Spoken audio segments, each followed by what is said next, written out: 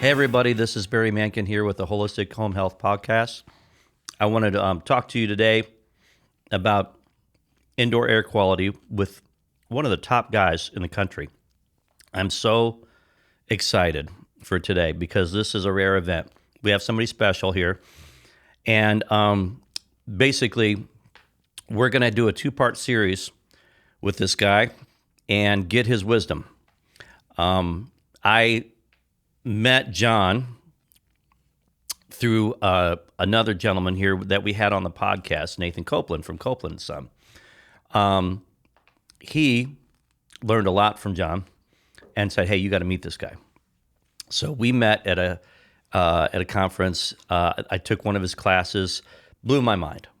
So when we talk about guys coming from the ground up to get into this industry, he has come from the HVAC side and just bloomed into like Yoda in the industry from that section. If you're a Star Wars guy, like this is a treat for me. So he has come from all the way out west to come to Nashville just to be on this podcast. So John Ellis, I want to thank you so much for coming and being here. John Ellis with Dynamic Air Consulting. Well, thank you, Barry. It's a pleasure to be here. Yeah. And very passionate about what we do, and I know you are as well. So it's just great to be here. So again, my company is Dynamic Air Consulting, and what that is it gives me an opportunity to work with clients all over the nation. And I'm not a contractor anymore, but I'll get to that. But and then bring contractors in with me, and I bring all my testing tools and equipment. It's an opportunity to go in and do deep diagnostics and create a scope of work, and then the contractor at that point can go ahead and bid it, and then hopefully get the job out of that, because I can't know everybody's marketplace and industry. Right. And so we go in, we do our diagnostics. I sit down and have that conversation with the client, and so the contractors get to see how I can communicate the data, because sometimes we get lost in the data and making it understandable. And then at that point in time, then I hand it off to the contractor, and they go ahead and crunch the numbers and write a scope of work based on what our discovery and data. And so that's very rewarding. I get to work with some amazing contractors and clients. Yeah. Yeah, and then I have the privilege of teaching indoor air quality for Daikin and Amana Goodman. That's been amazing as well. All over the United States and Canada, don't you know? And they've given me an amazing platform. And when they first approached me, it's like, "Hey, John, we really want to create an indoor air quality curriculum." And I said, "I'm absolutely your guy, but I will not stand in front of a classroom and try to sell products, because that's what everybody else does." I said, it has to be the nuts and bolts and science of IAQ for the HVAC industry. And it also crosses over, and like for yourself, and I've had other environmental and those types of people take my class as well. And so there's been a good crossover with that.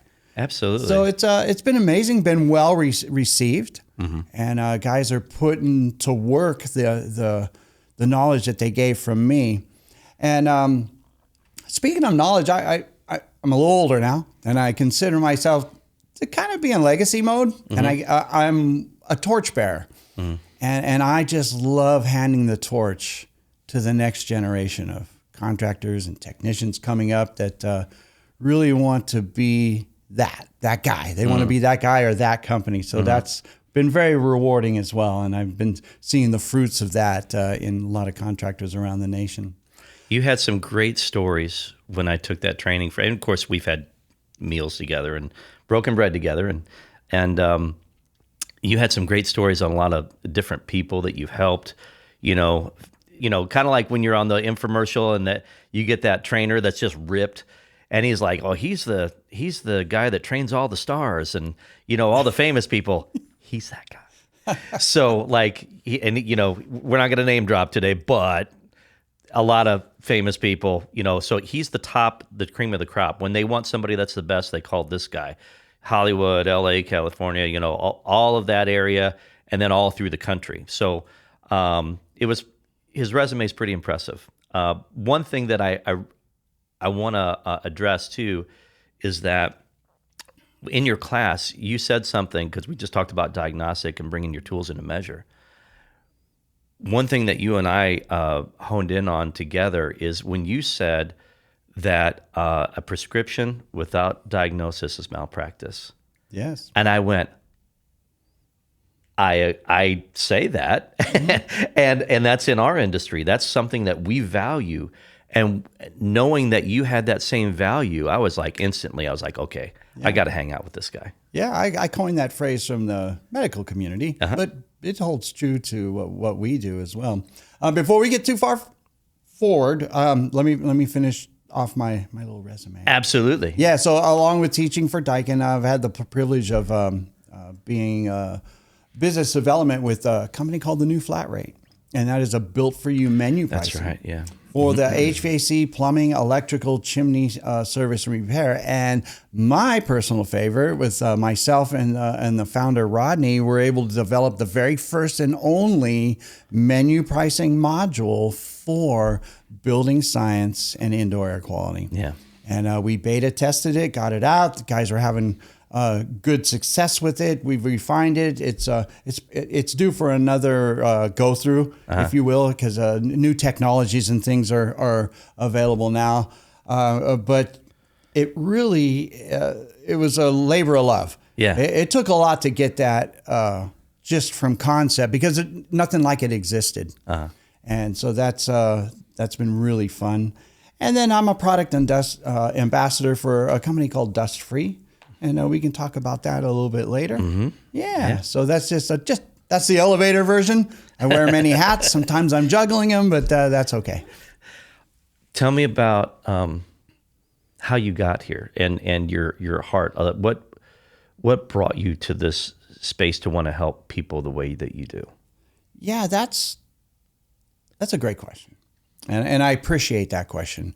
Because we all have a story, and we all just didn't wake up one day and decided to put on that cape and cowl and be that guy, right? So it was an evolution, if you will, on how I got to where I'm at today, and with humble beginnings. I've been in the HVAC industry now for 43 years, and that's a long time. I've seen some drastic changes. I mean, our industry is going through another set of changes with new refrigerants and new technologies and inverter stuff. And it's like, every time we turn around, they're picking on the HVAC industry. It's like, go pick on someone else. But we'll get through it. And there's some challenges. But I started in a supply house, sweeping floors and stocking shelves and doing UPS. Yeah. Those are humble beginnings. Yeah. That was 43 years ago. And then through a series of opportunities, I got offered a job, got in the field, and crawled under houses and changing B62 gas valves and pulling window units out and taking them to the car wash and washing them, and learning some of the technical stuff. But I found myself in that journey in really enjoying working with my hands. I've spent most of my career on that side of the industry, building. And so with that and coming up, working for different companies, both residential and commercial, seeing it done many, many different ways. And looking back now, there were some companies that, had me doing stuff probably not the right way, but that's okay. They're building blocks and stepping stones. And so coming up through the industry, I had the pleasure of being in the Sheet Metal Workers Union. And I was a tin knocker, and there isn't anything I can't go to the bench and make out of sheet metal. And so that's that old, and that's becoming a lost art. Yeah. So that craftsmanship, working with your hands, building something out of nothing or out of raw materials. And then I was in the Pipe Fitters Union, and I got to do steam fitting and piping for refrigeration. And then as my career progressed, I was in the Engineers and Operators Union, and I was a stationary engineer, operating engineer at UCLA, and I both in the medical center and on campus, and that was amazing. And they're cogen, and so they are like a little city unto themselves.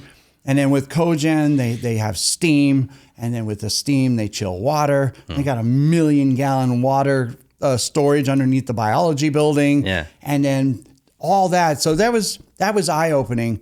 But each step of the process was just learning. On a grander scale for commercial, I've done schools, prisons, water treatment plants, hospitals, historic hotels, and some of them ground up, some of them, renovation or remodels. But and then I did single family homes. There was a time back during the building boom that with these two hands, I have probably installed air conditioning in 3,000 houses. Yeah. Back when it was, we do 400 or 500 houses at a time, and you go up one side of the block, down around the corner, and by the time you get around the corner, people are moving in. And so that was, so you learn production, and you learn to go fast. Yeah. And then again, looking back, I'm like, that's all inventory now because it wasn't designed the best back then. Right.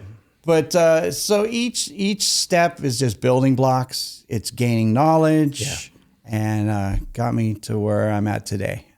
We hang out with now the people. A lot of the people that we hang out with have hats that come from the top down, and we talked about that last night, trying to build that bridge between the industrial hygienist world and the scientists and the academics and their engineers, and they're like, basically disseminating the information on how everything's supposed to be done.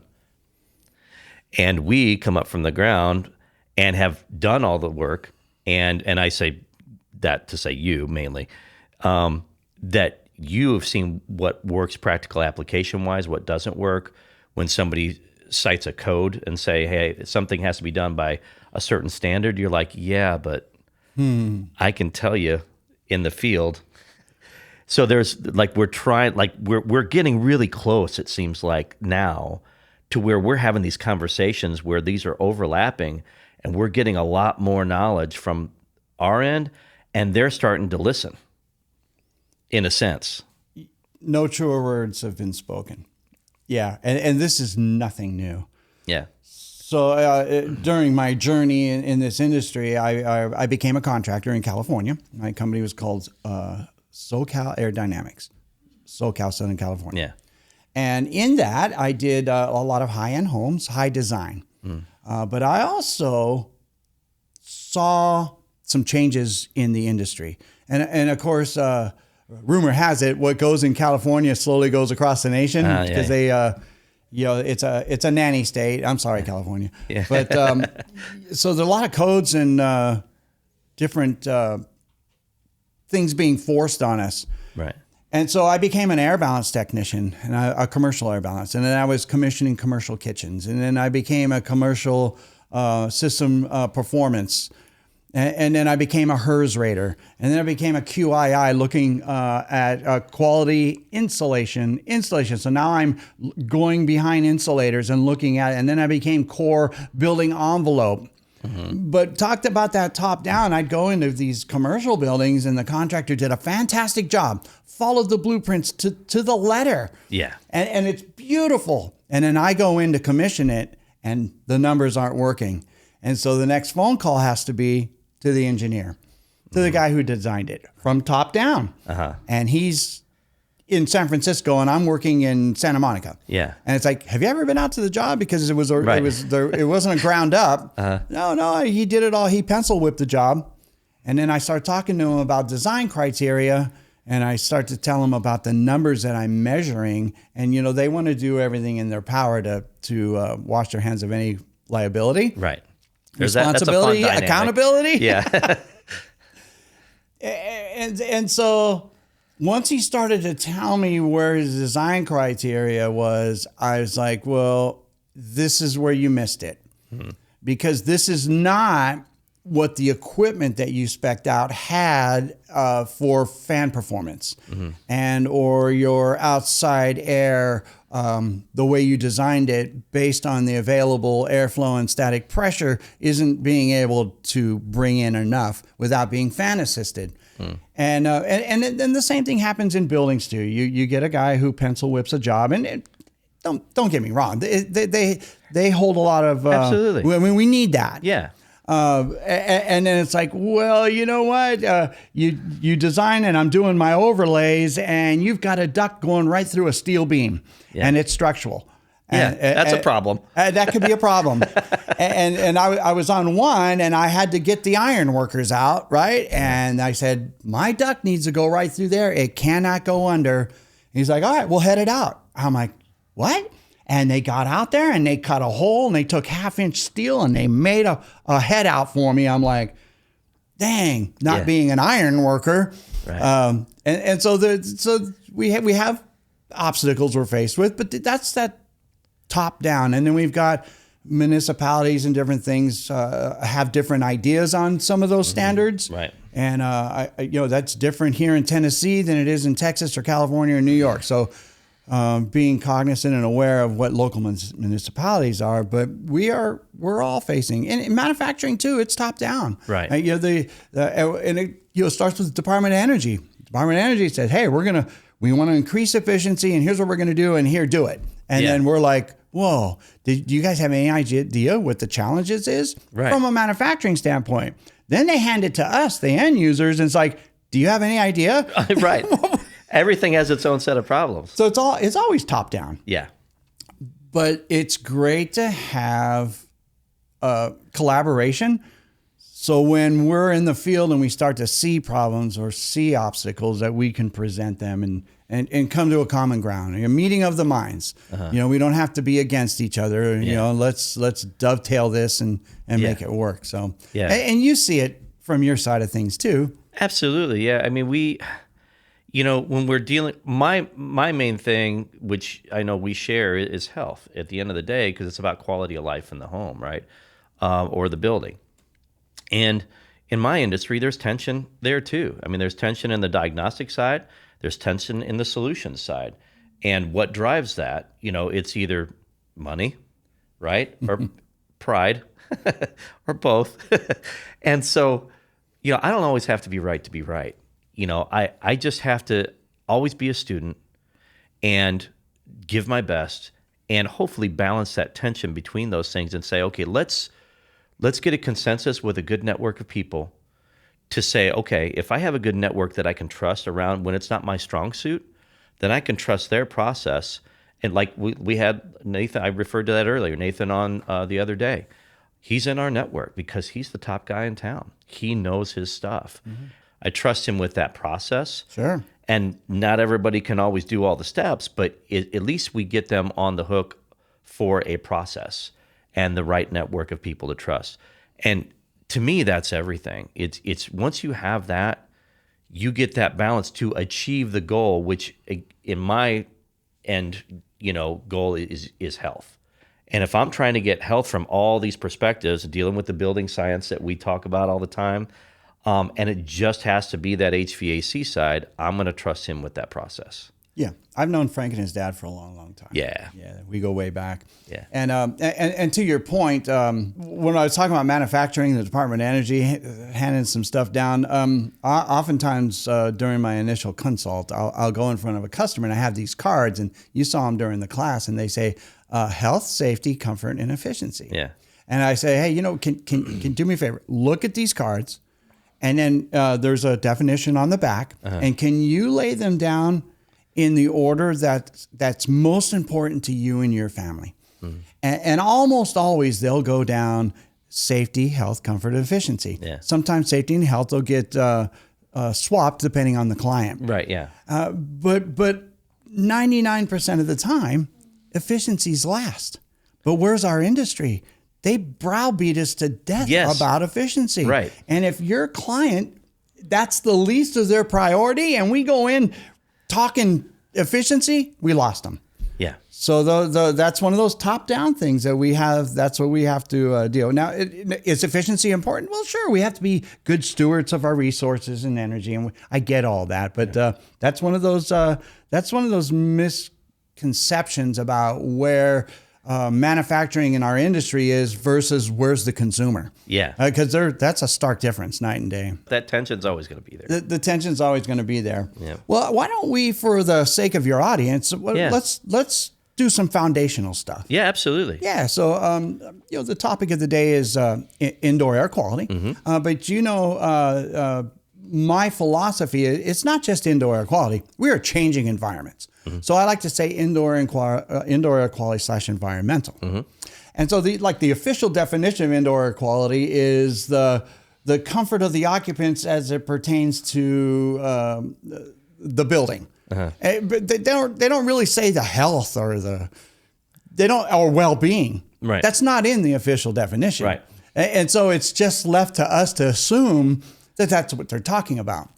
And so as we build a little bit of a foundation here, my 6 key principles are thermal comfort, ventilation, filtration, humidification or humidity control, too much of the lack thereof, depending on which part of the country you're in. Yep.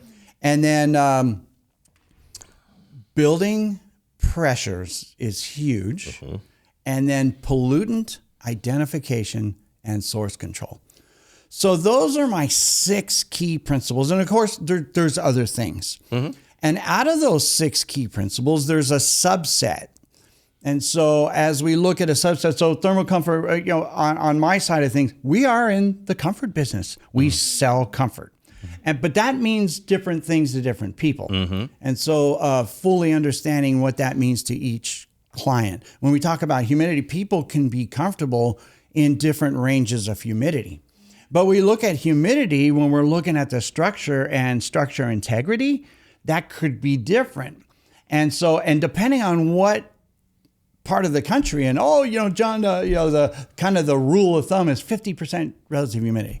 Well, if you got 50% relative humidity in some parts of the country, especially in the wintertime, the windows are raining and the walls are soggy. Correct. And so we have to be careful. And so know your marketplace, know your climates that you're dealing with. And so building pressures is huge because when we look at building pressures, we look at infiltration. And so infiltration helps us identify source control. And so one of the concepts we thought, let's keep inside in and outside out. Yeah. To a point. Our industry, in the chase of the almighty energy dollar, have started building homes tighter and tighter and tighter. And that's great. But we've, in solving one problem, we've created another. And so when we take away natural ventilation as part of my key strategies, there's nowhere for pollutants to go. Right. And so we bring things into the homes. We've got the flooring and carpeting and furniture and cooking and pets and VOCs and carbon and everything. Parfums, as the French would say it. And then we've got air fresheners, finger quotes. And so all those things being brought in can cause a problem because there's nowhere to go. And so as you can see, it's not as cut and dry as just like checking off a list. Right. So each category has a subset of things we need to look at. And then when we talk about building pressures, then we're bringing in some concepts of building science that a lot of people aren't familiar with.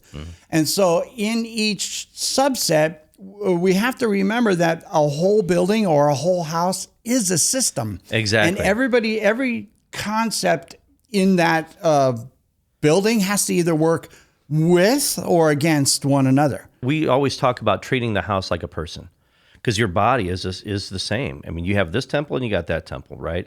So it's a whole system. If my pinky hurts, it's going to affect my whole body. Right? Yeah. If you have a problem with one organ and that system, it's going to affect the whole body. It's the same. It's amazing how a little splinter can just throw your whole. That parable of the lion and with the thorn.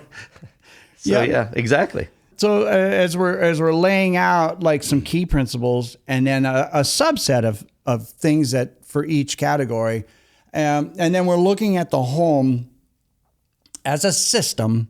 And so when I say a system, I'm talking the plumbing, the electrical, the all the components, the building materials, from the roof to the basement, from wall to wall, everything.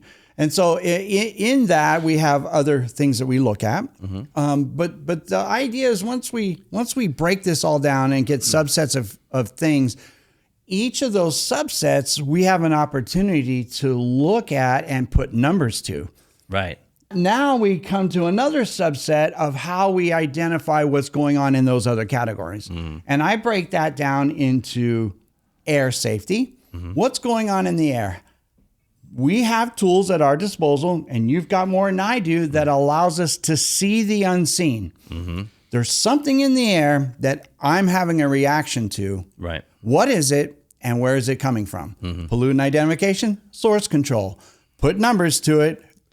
Verify, qualify, identify, right? It's exposure. And it's exposure. Yeah. How do we mitigate that? And so, and now we're building it out. And so then there would be the building safety. What is the building do to exaggerate or exacerbate some of the symptoms and some of the things that we're experiencing? And why is that? And then mechanical safety. And that would be any kind of mechanical, not just HVAC, but any kind of exhaust fans or ventilation fans, anything in the mechanical realm of things. Most people in their homes or in their business don't think about, I don't think, that level of detail or that scope or that view or that paradigm, if you will, of looking at the building that they're in. We just assume, hey, it's new or it's been renovated, or what? But what does that mean? So we're not thinking detail. We're not as intentional.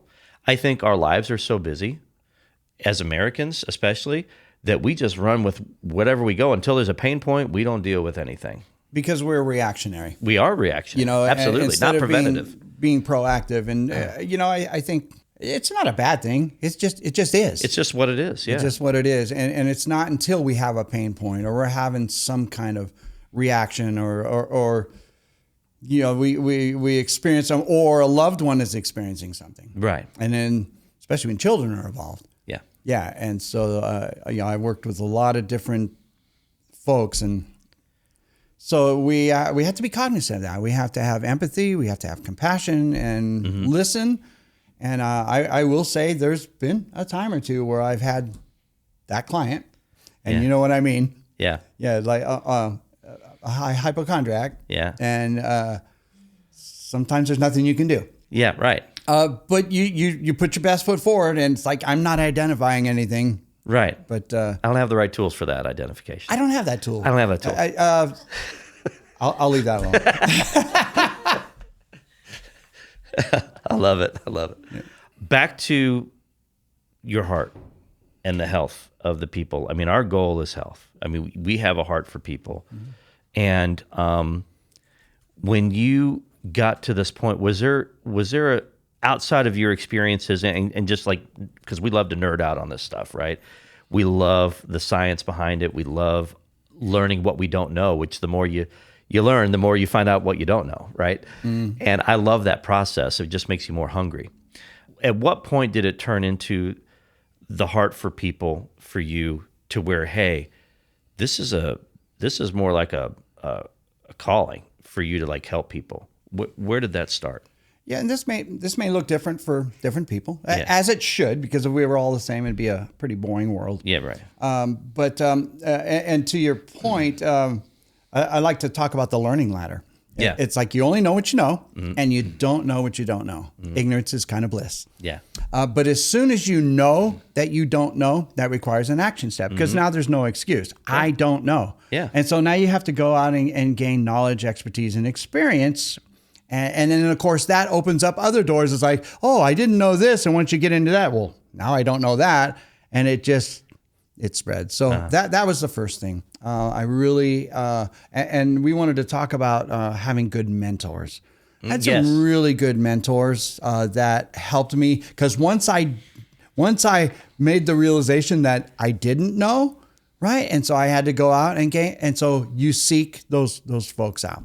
And then I had some people that took an interest in me and took me under their wing, and that was amazing. And so having good mentors, and then that opened up other avenues and really just kind of refined me as a person. And of course, it's no secret my faith, and that's always a motivator, and so that that's kind of a little journey, because Yeah. I was just like, business is always, I'm going to go out and I'm going to build this, I'm going to go turn that, I'm going to go fix this and call it a day. But then really understanding the impact you can have on somebody's life Yeah. or their quality of life, Gives you more purpose. it gives you more purpose. And so let me put this into context so that your audience can understand. As I furthered my journey and became more kind of targeted on health and well-being of people, my clients started to come to me with a wide range of compromises, and that would be cystic fibrosis, COPD, immune oncology, debilitating asthma, lung transplant recipients, valley fever, Lyme's disease. A lot of people don't know that Lyme's disease directly affects respiratory. And so those were my clients. And so the very decisions that I help those clients make, either their life or their quality of life, depend on that. Yeah. That's heavy. It is. There's a lot of weight to that. Yeah. And also that whisper in your ear, am I good enough? And am I going to fail? Well, there's every great, I don't care what it is, has had failures. But you don't stop there. That's a learning experience. Have I had some whoopses? Yes. Nobody died. So Right. Yeah. Well, everybody did. Everybody's gonna die. eventually, but that means yes, there's going to be mistakes, and that's okay, because that is a learning moment to seize and make the best of. And so those were the type of clients that came to me. And so in my class too, I end my training with a couple stories from some. I was just gonna ask that. I'd love a couple examples. But I call that the human element on the periodic table chart. Yeah. So the human element, and that is, we're all bound together. Yeah. And we all share the earth, and we all share the air. So having compassion, empathy, understanding, for that was really big in taking me to where I'm at today. Yeah. And being able to help people. And I've had wonderful experience in my career where out of my own pocket and on my own dime, I would get on an airplane and go work with a family over here, or this industry's been really good to me, and having some local folk. We talk about this, we're a save the world kind of guy, but my bank account, it doesn't always account for that. But I've had some great opportunities to go and help people. Yeah. And do it, pro bono. Can you give me a couple of quick stories, like short versions of two scenarios, one human and one related maybe to a different kingdom? Yeah. So I'll tell the story about Jaylyn. Yeah. So Jaylyn lives in Port Richey, Florida. Jaylyn has a very rare condition where her heart was enlarged and growing. And then at an infant, she almost had she had a heart almost the size of a teenager's. And so that heart was pushing against her lungs. So now she's got respiratory problems. So the only solution was a heart transplant. And so she went on the list. And then her condition got so bad that she had to move to into Tampa, and her family got an apartment right next to the Children's Hospital where the doctor that was going to perform the surgery. And so while they were living there, a pipe burst in their home in Port Richey, and it went unnoticed because they're not living there. Right. And so, of course, Florida being as humid as it is, that was a breeding ground. And so the whole home was inundated. And so I got the call, and say, hey, John, we understand that you're the guy. Can you help us? And it's like, absolutely.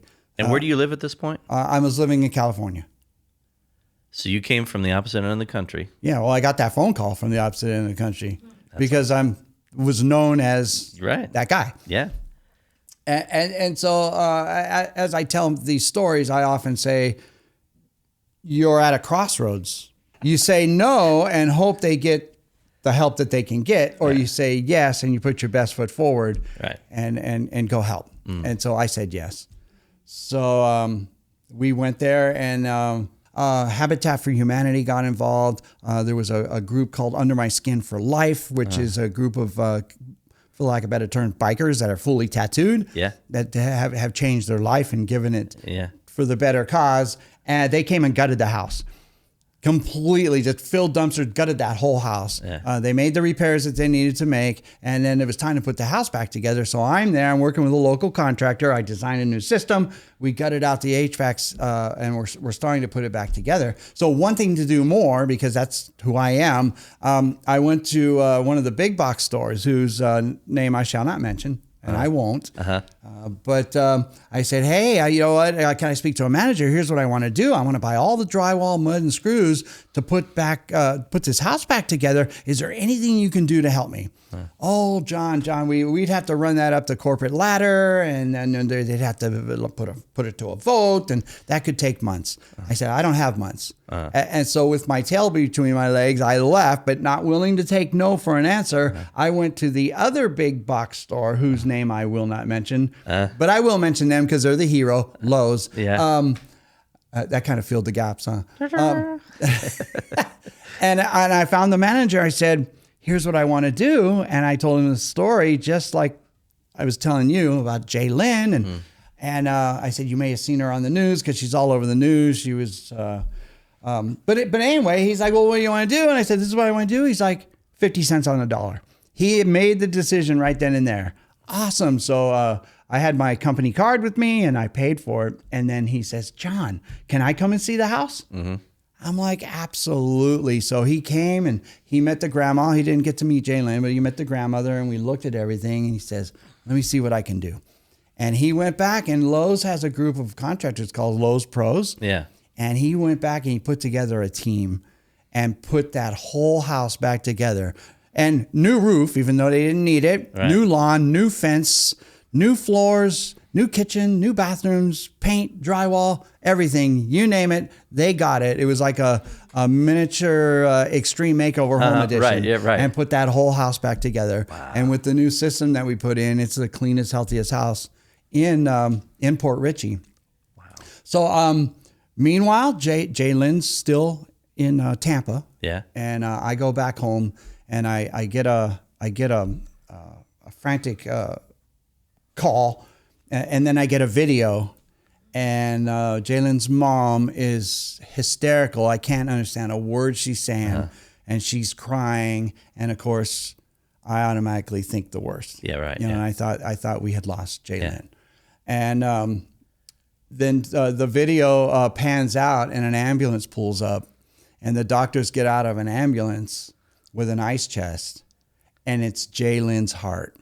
And they go in. And the video shows the doctors getting into the elevator, and the door's shut, and they go up, and Jalen got her new heart. And I'm still friends with the family to this day. How long ago was that? Oh my goodness, that was 16 years ago. Wow.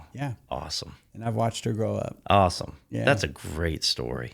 And I have a lot of those stories. And that's the human element. That's why we get up in the morning, and that's why we lace up our boots, and we go out and try to make a difference and make an impact in people's lives and on this earth. You've talked about several of those. Even in class, you had one that involved a zoo. What was the name of the Minyak? Minyak was it orangutan? Yes. Was on the news. Yes. Right. Yeah. And had some respiratory problems or some health problems. And you basically revamped that whole system in there to give them a cleaner space. And Minyak wasn't supposed to have children or anything. They were going to euthanize him because he had been in large primate studies. And so not only did his health improve, he became the alpha male, took a bride, and had 2 children. Crazy. And now those children have had children. Wow. Yeah. Just over the health. Yeah. In the environment. Sure. That was, and it's a big story. Check it out whenever you get a chance. You can look up that story. What part of California was that in? That was at the Los Angeles Zoo. Los Angeles Zoo. Okay. I know that's out there, and that's been well documented. So One of I'm not going to remember one of the offspring's name, but he or she got transferred, I think, to the Arkansas Zoo, and that's where it lives now. I love the fact that you get, because so much of this, like what we do, it's rare for us to be able to track those stories unless we just have that client that just wants to keep in touch or whatever. We deal with locally here with so many different people. You've gotten to a point to where you've been so specialized that you're taking so much time with people through a process, and you're seeing the whole process through. That's a whole different model of care for somebody, where we're going in doing the diagnostic, and walking them through a process that's a lot shorter time span for where we're at. And so for you to have, you take them so far down that football field, and you get to see the end of the game. And it's got to be gratifying for you. It is, Yeah. and heartwarming, and I've been blessed. It's just some amazing experiences. But to your point, it's all about the process. Yeah. Well, I think that's a good place to take a break here. We're going to have our part 2 coming up next, and it'll be out next week. So I hope you enjoy that. And John, I just want to thank you so much for your time. This is just very rich with the stories, the concepts, your heart. I appreciate your heart and what you've been doing, and just your mentorship with me. Thank you so much for your time. Yeah, my pleasure. All right.